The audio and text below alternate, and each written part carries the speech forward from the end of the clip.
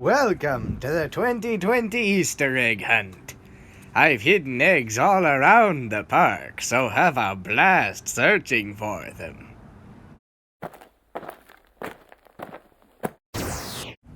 What the? No! Welcome back to Brick 2 Buddies. Today we will show you how to build the Trickster from Flash.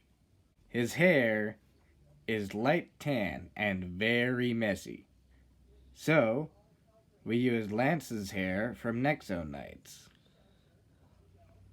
His face is from Doc Brown. We like this head because he's an old smiley man.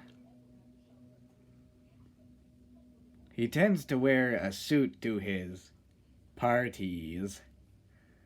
So, we used Red Hood's torso from the Batman blind bag.